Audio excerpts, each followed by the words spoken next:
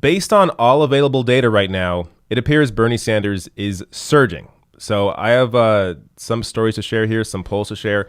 Let's get to this first one right here from Newsweek. Check out this headline. And that's kind of the expression we should all have.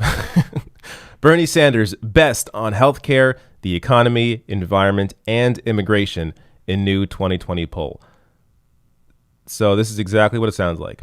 Conducted by Ipsos on behalf of Reuters between the 1st and the 4th, the poll asks respondents to select the candidate from the list below you think is best on that particular issue, with Joe Biden, Bernie Sanders, Elizabeth Warren, Pete Buttigieg, Beto O'Rourke, and Cory Booker available as selections. Among independents and self-identified Democrats, Bernie Sanders was the preferred candidate in every policy category, which included immigration, healthcare, the environment, and the economy and jobs. Let me go through some of the numbers here. So 16% of respondents agreed Bernie Sanders was the best on immigration issues, followed by Joe Biden with 13% and Elizabeth Warren with 10%. The same ranking of the top three candidates was similar when it came to the economy and jobs, but wider divisions between candidates' preference were evident in other policy areas. Sanders was the clear preference when it came to healthcare at 24%, a reflection of the central role of a single payer Medicare for all plan that has played in his campaign, with Warren at 15 and Biden at 14. Again, let's just focus on this.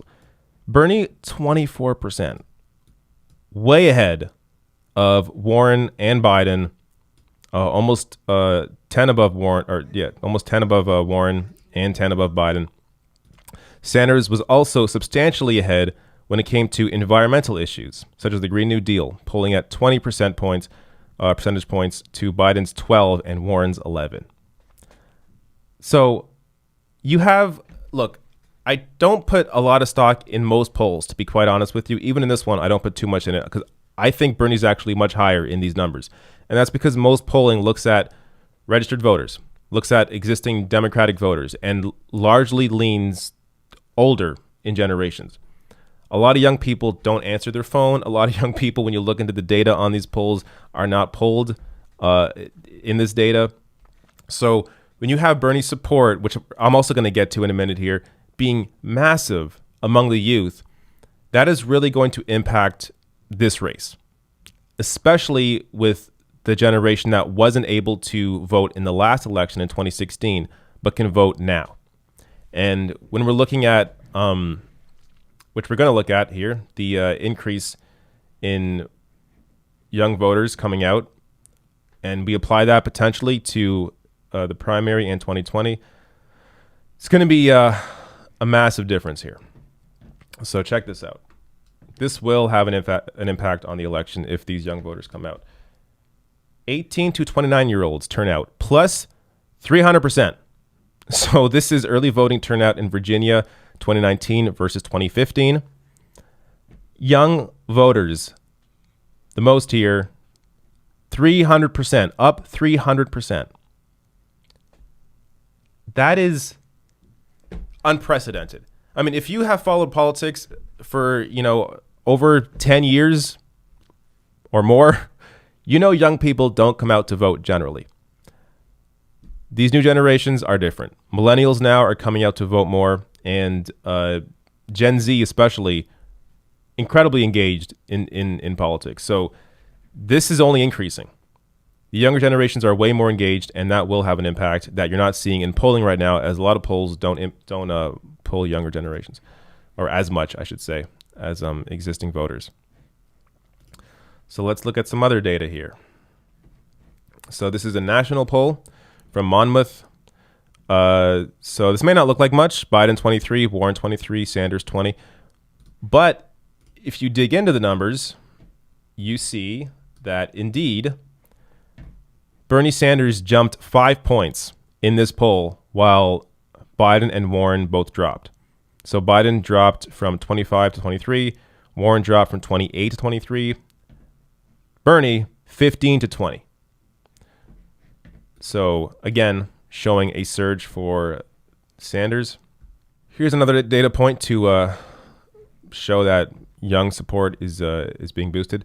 New Monmouth poll that I just showed you shows Bernie surging and Warren and slipping with voters, and especially voters under 50. So voters under 50, Sanders is a +8. So that same poll I just showed you, Sanders +5. Under 50 voters, he's a +8. Again, showing you where the momentum is and showing you that young voters are more engaged this time. Let me also show this other breakdown of some recent polls from David Sirota, who is one of Bernie's speechwriters.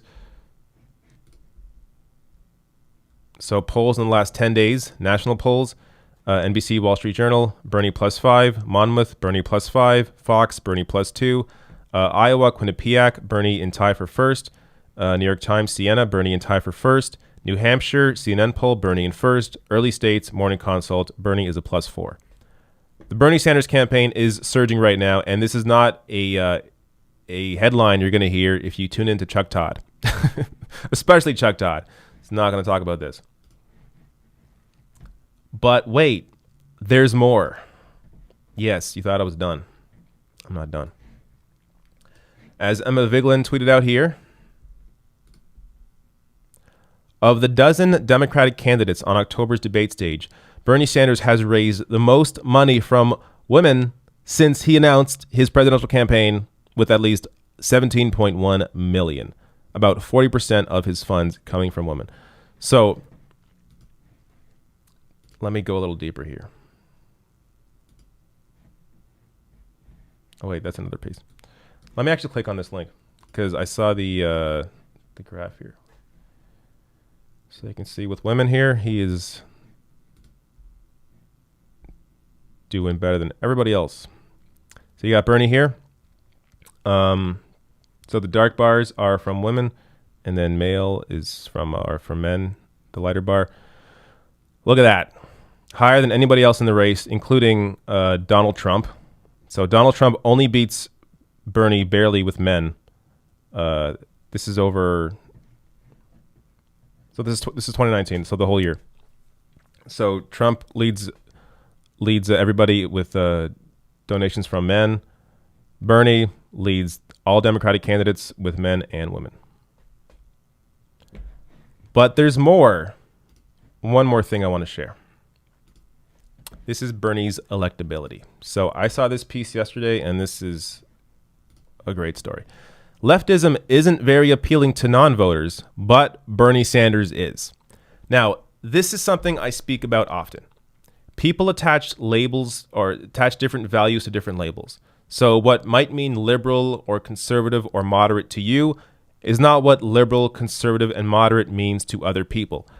Case in point, a majority of undecided non-college educated voters in the Times poll expressed a preference for moderate Democrats over liberal ones. Now you would think, okay, non-voters want a moderate. They want a moderate. That means they want Joe Biden, Pete Buttigieg.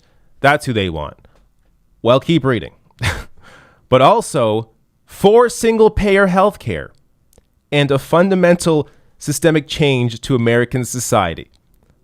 So American non-voters want a moderate Democrat, but also single-payer health care and a fundamental systemic change to American society over a return to politics as normal.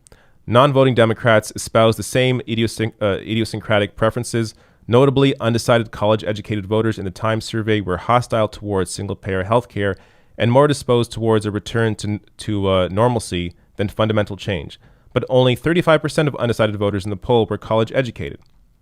Taken together, the Times findings suggest that unreconstructed Sanderism, which is to say a bold anti-establishment message focused narrowly on healthcare and inequality, might be the party's best bet for reaching non-voting Democrats and swing voters alike.